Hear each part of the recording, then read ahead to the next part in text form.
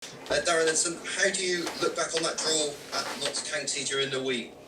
It's obviously, I suppose, pleased to get ahead of them, 2-0 ahead, but to let that slip must be disappointing at the same time. Do you feel it's a point gained in the end, or very much 3 lost?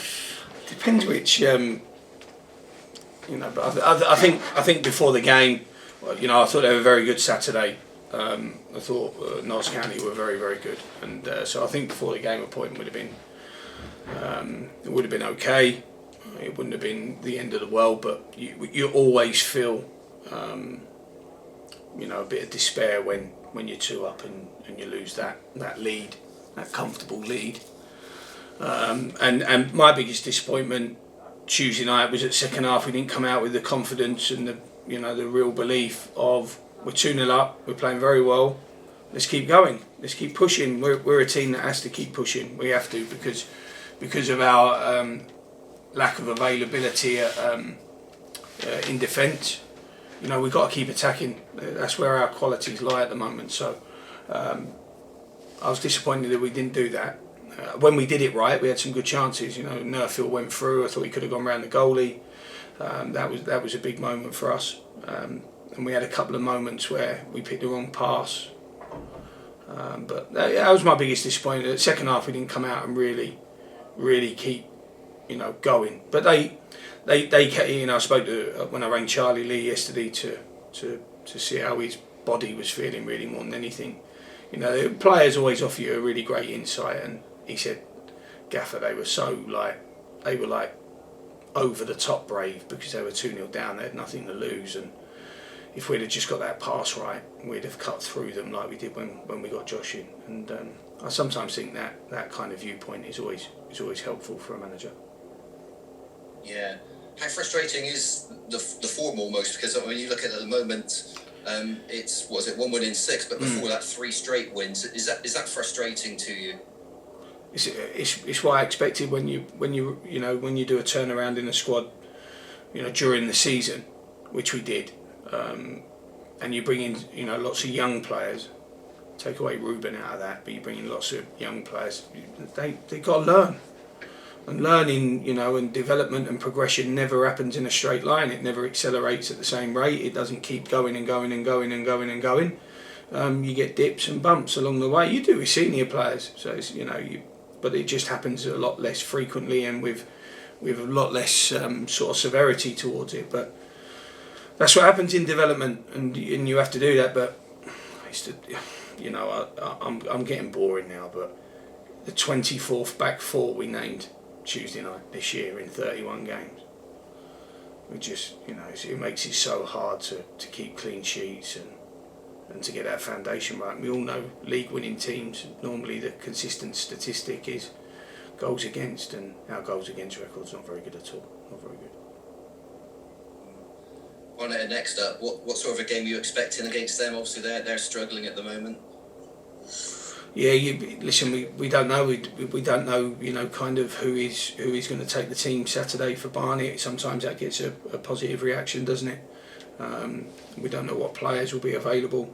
So someone coming back in or someone being signed, that could get a reaction. But the games for us are just so important that we win. So the pressure is almost always on us because we're, I know I've called it snakes and ladders to you folks before, but. That's how it feels this year. Snake, you get on that kind of, like you said, that 3 games where you win, and you feel like the ladder is being climbed so quickly, and then you roll the dice wrong, and you slip all the way back down that snake. So it's, I think the pressure on us is always to win. Brilliant. We've been brilliant here of late. I think it's 1 defeat in 9 at home, something like that. Maybe in 10, 1 defeat in 10. So we've been brilliant here lately, absolutely brilliant. We'd be even better with supporters, but we've been brilliant here. And we just got to keep pushing. And we know, the players know after Saturday, Tuesday, the pressure is very, very much on us to go and get a win Saturday and to play well. Yeah, it wasn't that long ago that you played them, beat them 4-1, didn't you, at their place? Because it was so recent, can you use that game as a yardstick for this one? I know you've already mentioned they're back their managerial situation. I mean, there's too many variables that have changed. You know, the manager's not there now, Tim's not there. The players that played that night aren't necessarily the players that are going to play Saturday. So there's lots of variables, but the focus on our performance levels, maybe some players coming back from injury. Sanupe will be another 2 sessions further down the line after Tuesday night. That would be great for us. Warby the same after his injury. You know, all those things are going to be positive for us. Lee Collins, another couple of sessions better off. So, you know, hopefully for us that we'll have that advantage of players returning, and, you know, in particular those key stakeholders of what was our really strong back four last year foundation.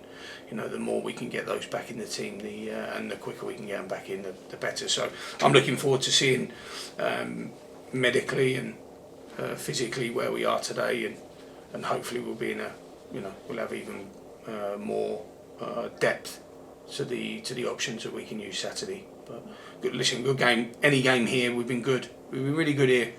You know, we've really addressed that, and we've really sort of taken that to heart, that how poor we was early on at home, and the least we can be is great at Hewish Park, and we've certainly been that. We've had some really great performances here. Yeah, just finally from me then, Darren, I mean, can you take confidence from your opposition's form? I mean, I know you say lots of changing could well change, but the fact that they haven't won in such a long time, can that give you confidence going into a game they've not won a game in their last 8 games? Yeah, no, I don't think so. I don't think you gain confidence from that, you know, from others, you know, other people's form and despair, because confidence, like anxiety, like fear, like complacency, it's all a very much an individual emotion that is triggered at different times, and we all know different players take different sort of methods to become confident or inform, and others don't need anything. You know, Charlie Lee never needs me to tell him that he's great or that he could be positive. He doesn't need that, but some do. That's the beauty of management. You work with so many different varieties of people and characters that need different stimulus to inject whatever emotion you're trying to inject. But you know, we know that there's pressure to us. You know, in this moment, we know that there's pressure to win Saturday, and I've got to say, whenever that pressure has been heightened, the players have always been magnificent in their response. And again, let's go and attack the game like we attacked Tuesday. I thought the response from Saturday to Tuesday was a really positive response, really positive shape. A little bit of a change that we've added to our strategy. It's really hard to kind of have two systems at your disposal when you're always playing catch up. But we've kind of, through that process of preparing for the other night, we've added something else to our dynamic, and that'll only serve us in good stead now, next season, you know, and as much as we can keep this group of players together for the long term. So we just got to be great. That's, you know, I know it sounds easy and I know it's a flippant comment, but we just got to be great in every aspect, and you know, we've got to find that balance still, and there's still an opportunity to find it. Good luck for the weekend, Darren. Thanks for your time. Appreciate it. Thanks, mate. Never seen you looking. Well, you came over so upset. It's been a for me personally, it's been quite a draining 10 days. You know, been quite a draining 10 days. But at that point, and obviously when you come off of being 2-0 up, and you're desperately disappointed. No one's more disappointed than me and the group of players that we've got. But you know, I thought after the game, Ruben spoke really well, because it echoed the sentiments of the dressing room and the staff after the game. And you know, I think in this one, it's how you see life, isn't it? And the way I see life is, I want to attack it.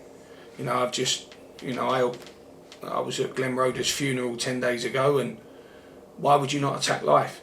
Why would you not attack it with the time that you got here? So the way I see it is that we've got 13 games, 13 wonderful opportunities to play in a brilliant sport, at a brilliant club, for brilliant supporters, and why would we do anything other than attack it. I know I might have looked a bit disappointed. I thought that was poor camera work by Sam, actually. I looked that disappointed because, inside I was I was very disappointed.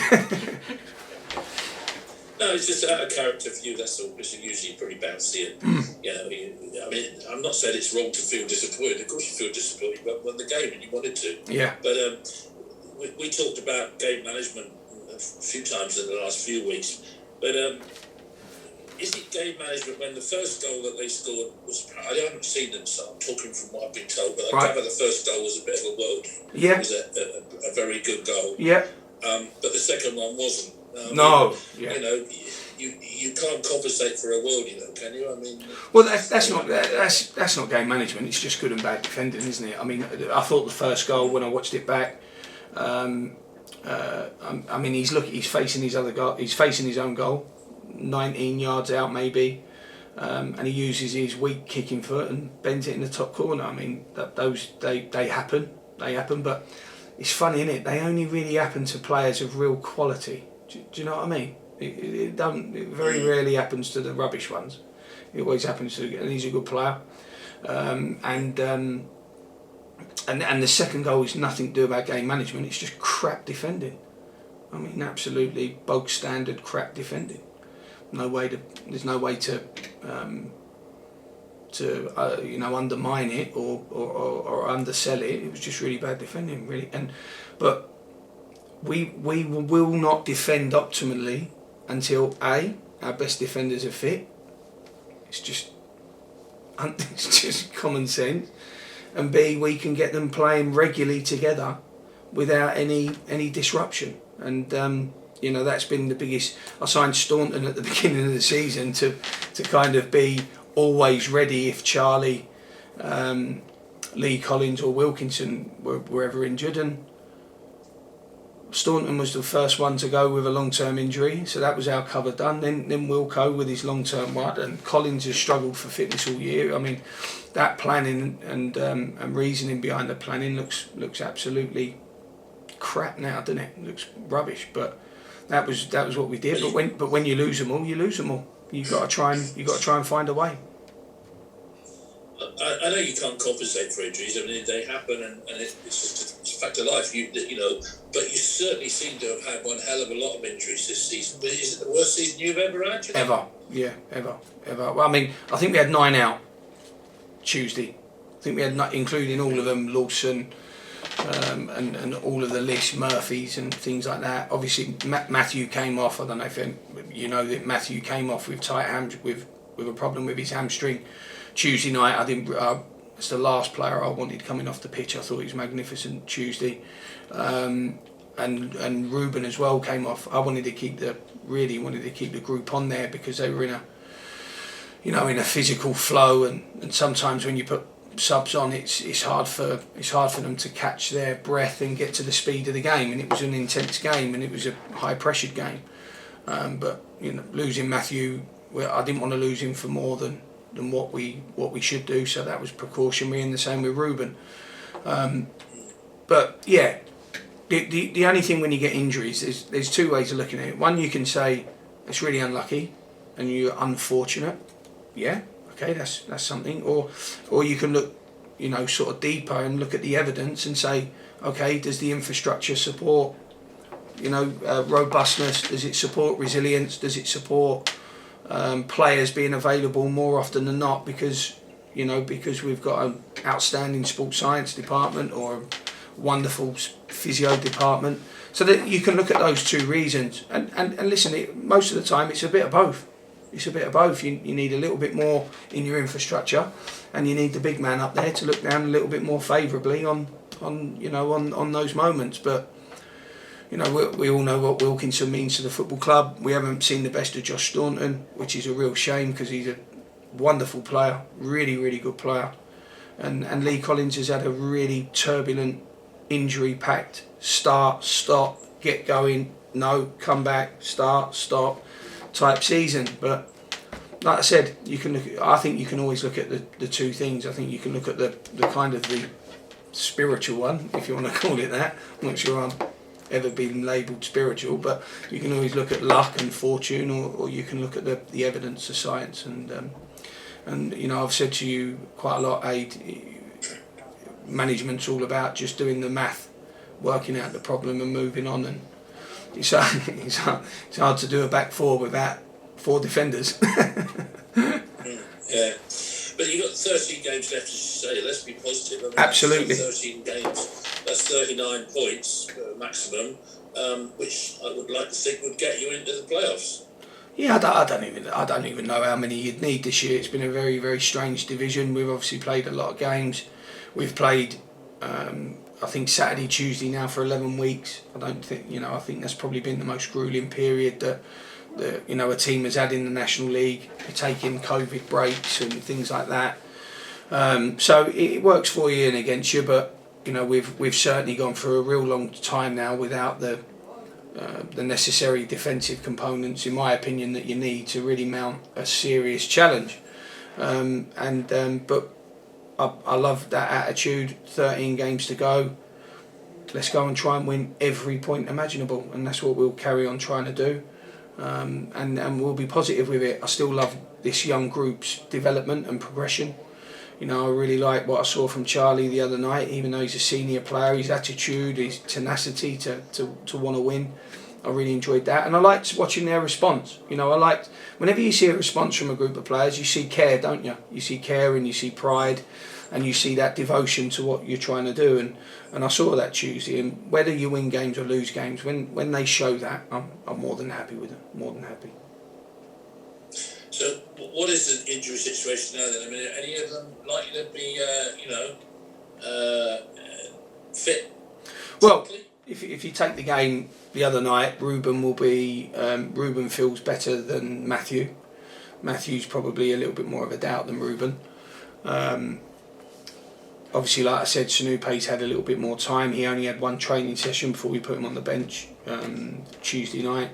Warburton's had more time. You know, that was a real pleasant surprise that he was fit when he come back in on Monday, because he was injured on the Friday. He was still injured on the Friday, should I say, but Monday, and he felt good, so he was a nice addition to the group. Collins will go close for Saturday. I'm not sure if that's too soon, but he might go close. Billy will be available, albeit that he's playing for Wales on the Friday. I think limited game time, but he's still playing for Wales on the Friday, so he may be able to contribute. I don't think there's anyone else back. I don't think we'll see Murphy. I think that's probably too soon for Murphy. But yeah, I think the others, you know, like Knowlesy and Nerfield have been brilliant for us. I think they're good to go. Bradley will be 50-50. I'd like to think if he's got a chance, he'll train tomorrow, and then we'll obviously have another defender. Yay! Shouldn't be, alongside the day-to-day management of the club and making sure you get those 39 points that we just spoke about. I presume that there's a certain amount of planning going on for next season. Have all the players that you've got in mind, have you got them all signed up, ready to go, or is there still some doubts about some, or what? I don't think there's any doubts about players. I think it's still really tricky in that the financial footprint of the football club. I mean, when a fan's back in, when do we get that revenue from supporters coming back through the gate? I think there's lots of indecision, in society still, in every business. So I'm very fortunate that I can pick up the phone to Scott anytime, day or night, to discuss these things with us. We've spoken about players, absolutely, and the more we can keep together, the better. Because I hate starting again. I hate huge turnovers. It doesn't do anyone any good. You get the same crap 2 months into the season. Well, it's a new team. They're starting to gel and all that malark.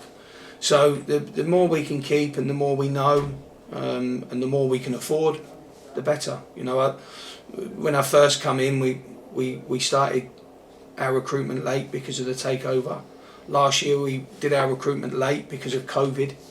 it'll be nice to go into a pre-season and have the group, or have 90% of the group that we're going to work with for the whole campaign in the building. So I know Scott wants that. I know he shares that with me, and hopefully we get that. But the world's still very indecisive, isn't it? So it's who knows? Who knows? And Rhys Murphy, for example, there was some talk about him signing a contract soon. Is he signed up? Do you know? No, Rhys is out of contract at the end of the season. It's a very, very long story with Rhys. For example, and I can't obviously tell everyone everything, but you know, we started last year when we re-engaged with Wilkinson and Collins, and it's been ongoing. It's been ongoing, but I'd love to keep Rhys. I'd love to keep him. Love working with him. Like his company. Think he's a smashing guy. Shares my beliefs and the club's beliefs and values. I think he's a really, really good player. But you know, football's not that simple. I'm afraid the shelf life of a footballer is, you know, it's normally at minimum half your working life, isn't it? It can be maximum half your working life. So these lads have got to try and maximise every opportunity that they have to ensure that, you know, their financial future's secured in the same way that every business is doing it. It's always difficult. Contracts are really, really difficult. Signing players is really difficult. You know, there's always third parties involved that can normally get in the way, and it's something you have to. It's a process that you have to go through. But so there's no doubt that we have tried. We will keep trying, and Rhys Murphy is a huge part of my plans. That's for sure. Whilst I'm manager of the club. Finally, from me, Darren. Well, first of all, good luck for Saturday. Make Thanks, sure mate. you win. And secondly, were you surprised? 4 points out of 6 and 6th place in the league, and let your opposite number suddenly out of work. Yeah, no, I have huge respect for Neal. I've known him a long time now from when he was at AFC Wimbledon. I was manager of Stevenage. Always got on very, very well. Always very respectful. I'd like to think he feels the same about myself. And I spoke to him yesterday. Obviously, I'm not going to share what we spoke about and how he feels. But honestly, football never ever ceases to amaze me. It really doesn't. It's a mad world. It's a mad industry. It's a high pressure industry. You know, I mean, take for example, I watched a documentary the other night. I'm going a bit off cue here, but I watched a documentary the other night on Caroline Flack and her, you know, and her sort of her life. Her life is on. It's so sad the way that young lady was treated. You know, how people can speak to each other like that. And football, because of not being able to have supporters in the ground this year, I feel it's got worse in football. And very vicious at times. Just vicious the way people, and I think that can impact on a manager. I read an article today by The Athletic, which is a brilliant journal for me, about burnout in managers and the pressure they come under, and it looked at Brian McDermott, it looked at Nigel Pearson, Gary Monk was heavily involved in it. Brilliant article that if any journalist wants to know really the feelings of a manager during a season, they should read it, because it's very transparent. It's very open by the people that, you know, committed to it, and I feel for Neal. I really feel for Neal. You know, he knows that he was at a club that had a huge budget for the division, only for the division, and the expectation with that finance was huge, and you know, it's a club, Notts County, that have really they've really tried to maintain that kind of League One structure, really, and there's expectations that come with that. and he knew that. But I think he's very, very unfortunate. Very, very unfortunate. And a great guy, really great guy, and he'll be back in football and he'll be successful again, I'm sure. Brilliant coach, good manager, good guy, really good guy. Feel for him. Thanks, Darren. Cheers, Aid. Good luck Saturday. Thanks, mate. Cheers, mate. How you doing, Darren? You okay? All right, Paul. So, yeah, you mentioned about how many players have been played in unfamiliar positions. Results aside, how have they been adapting and kind of learning on the job? Some good, some bad. You know, it's hard when you play out of position. You don't. Best way, you very few carpenters sit in for plumbers, do they? They don't, do they? You get very few bricklayers that all of a sudden come and fix your wiring. So it's, you know, you develop a trade, and you want to utilise what you've learned in your apprenticeship for that trade. You know, for example, I've been in development for years. 15 out of 20 years of my career has been in development. Very rarely have I changed the position of players in that apprenticeship. They are a right back. I need to teach them how they can be a right back for 10 years, 20 years, however long. You know, you don't then all of a sudden halfway through that apprenticeship say, oh, I've got a great idea. I'm going to teach you how to be a forward. Because what you're doing is you're reducing their opportunity and their experience of being as good in their trade as possible. So, they've done, I mean, Albie's the classic case. He does brilliant at centre half, absolutely brilliant. I'd love him further up the pitch, because I feel when he's not further up the pitch that we don't spend as long up the pitch as when he's in there. He's got that wonderful ability to carry the ball, he's got a great ability to stay on the ball, he's got a big physical presence, he pushes people back. But he was magnificent Tuesday night. I spoke to him yesterday and told him I loved his leadership, I loved his maturity, all these things that are developing in Albie as a professional footballer. And Michael Kelly was, you very rarely see a left back play right back. You see right footed defenders play left back all the time, but very rarely do you see left backs play right backs, because normally there's a shortage in abundance of left footed defenders. So I thought Michael Kelly adapted brilliantly, and great attitude to wanting to help the team, even if it's at their detriment, even if it means that they are less effective or less optimal in that role. Just brilliant attitude, and the players throughout the season have always had, I always try and push onto the players that it's not Albie Skendi FC, it's not Ruben Reid FC, it's not Charlie Lee FC, it's Yeovil Town FC. They've got to give something up for something that's bigger than themselves. And I always impress that on my teams, always. Hence why that I'd like to think I normally get a response out of them, or I can turn things around, or I can help affect their motivation, because we try and ask them to believe in something that's more important than themselves, which is a team. Obviously, it's synonymous with military development of teams in the military. You've got to believe in something bigger than yourself, and it's a very sacrificial way of thinking. But I thought they did great.